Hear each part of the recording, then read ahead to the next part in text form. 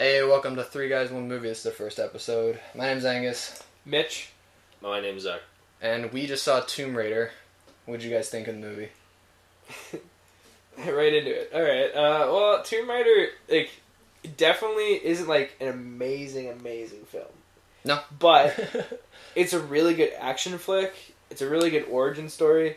From what I've heard, it's really close to the video games. I haven't played the games yet. Yeah, there's a few major diversions made, but it's mostly faithful. I feel like it's good fan service. Okay. As someone who's... I love the most recent two games. They're, two of my favorite video games ever, so... Have you I was played super the games, psyched Zach? for this movie. I've never played the games before, but I guess, going into this, not playing the two new games, I thought it was fun. It was really good. I don't know if, going into this movie before playing the video games will actually enhance my play on the games or not, but... If you, from what you're saying, it's your two favorite video games, or they're two of my favorites for sure. This movie follows along pretty good with them. The bow and arrow scene was really cool. When she got the bow and arrow. Yeah, I was so happy when that finally happened, because that's the main thing with the 2013 game is she barely uses guns. That was the whole thing with those games, and specifically also the pickaxe when that finally came into play was a total. That didn't come into play till the very last. I legitimately Zach was sitting beside me in the theater, and I kind of out loud was just like, "Oh, cool," because I was like, "Oh, finally!" It was cool because when I went and saw it alone, but I was sitting beside a bunch of the alone. I was sitting beside a bunch of I could tell straight up geeky video game guys, which was really cool because I had shared something in common with them, and you could hear them just frantically cheering when she pulled out the bow and when she finally got the pickaxe. Yeah, it looked exactly like the video game as well. We sat next to a bunch of people who had. I don't know what the fuck it was. They were crankling at something. Oh yeah, it was like McDonald's or something like that. It was just dialogue and all of a sudden. It's like that scene in Scary Movie. Someone was unwrapping their tinfoil chicken. Yeah. In the movie theater. Well, at least it wasn't a suspenseful movie. But it just goes quiet. What did you guys think about them playing it safe with her dad being alive again? That's the one thing I didn't like about it, I guess, compared to the games, because the whole point of the games is I guess sort of her dad's already dead. That's the whole setup for the games. Her dad's dead, and she's sort of continuing his work. Yeah. And I liked that as a setup. In this one, it felt a little weird. It was kind of I guess forced. It gives her motive. It gives her motive, but the motive still technically was there to go find her dad, even if he was dead. And I feel like the motive also sort of, I guess, acted as a double for, what's his name? Lou... Ferrigno? No, definitely not Lou Ferrigno. The Hulk was in this film. No, I don't remember the guy's name. But the guy that she meets on the boat who takes her there. Oh, okay. Yeah. He's looking for his dad, for too. the same reason. Yeah. So I feel like it kind of served a double purpose. Because his dad took her dad to the island. Yeah. And then they both go looking for their dads. Yeah, and then turns out that his dad's dead, which is... Also, there's a big compliment we can give the movie. That didn't turn into a love interest at any point. Yeah. So I was really worried that it was. It's you know what? I'm tired of these movies. Any movie will do a love interest. But I'm tired of them doing these big, empowering female films, and then going, oh, but here's a guy because she has to depend on the dude, and it was really refreshing to see that. Well, it was cool that the two of them, their bond's purely just based on the fact that hey, both of our dads have disappeared on us. Well, and it wasn't oh, we're in love now. This bitch shipwrecked me on this island, and now I want to fuck her. It wasn't that, but the thing is I really hope that he's in the sequel if they do a sequel, because I think it'd be cool if they were a team. Yeah. Because he's a cool character. I like his acting, and he seemed really interesting. Yeah. I think his acting's a little spotty. I don't know about that. Well, then again, he wasn't really on screen. He wasn't actually in the movie all that much. There was just a couple line deliveries where I was like, Yeah, but it's a cheesy action film. Yeah. With the dad, though, that's when, I guess, can kind of go into it now, but when the dad came into it, that's when it started feeling a lot like Indiana Jones. Oh, yeah. That bit when... I guess... Oh, Sean Connery. Late spoiler alert, her dad's still alive. Yeah, her dad's... Just so you know, when you're listening to these, it's all spoiler alerts. We'll put a picture of Paul Blart Mall Cop on screen anytime there's spoilers.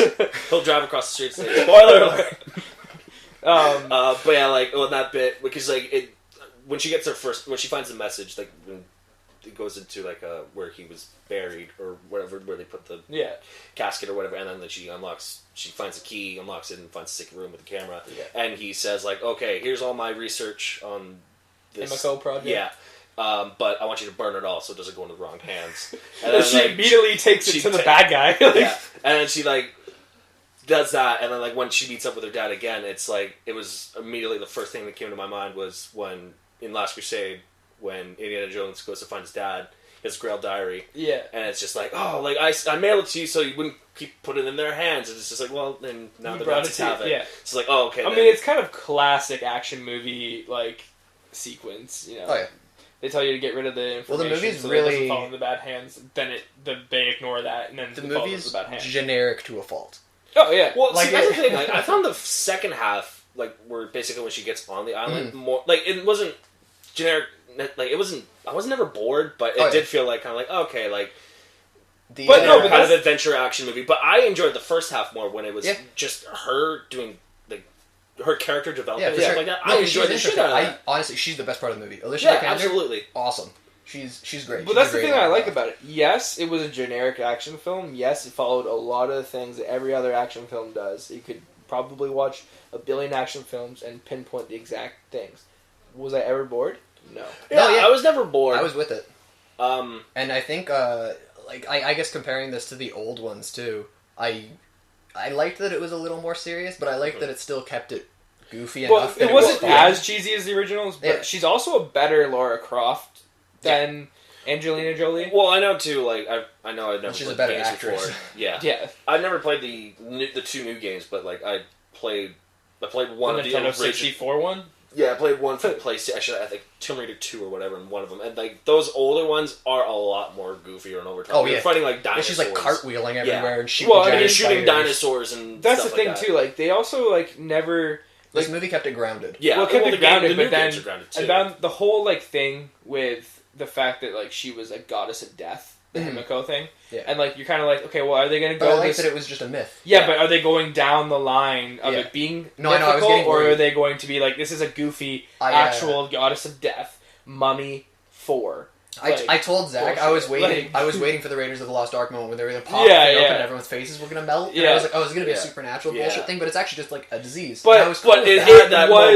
I was cool with that. That moment went that way. It was a disease, but it also turned them into zombies. Yeah. So, I mean, in a way that they were trying to show that it could have been a disease that's been eradicated with the death of Himiko. The fact that it was her spreading this thing that was turning people into demon-like. I'm doing the air quote thing. Demon-like things. So it was saying that she was technically the goddess of death. She was spreading this disease that she was kind of reminded me of Uncharted 2. A little bit. Oh, yeah.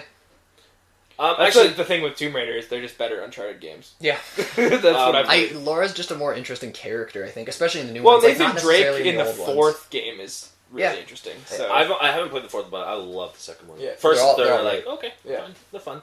But actually, well, I guess now that we're talking video games, how would you think this works as a video game adaptation? I think it's, like, as someone who's a huge fan of the games, I think it's great in the sense that it's one of the few adaptations I've seen. Like, there's very few. They hit one category or the other. They're either a good movie but a shitty adaptation, or a good adaptation where it's pure fan service but they're a shit movie, like Silent Hill. Mm-hmm. I adore Silent Hill, but it's pure fan service and goes no deeper than that. Yeah. Right? Yeah. And I liked that this movie hit that really good balance of it had enough fan service in there. Like, there were literally sequences in this movie that are recreations of cutscenes, which I thought was awesome. The thing with the plane.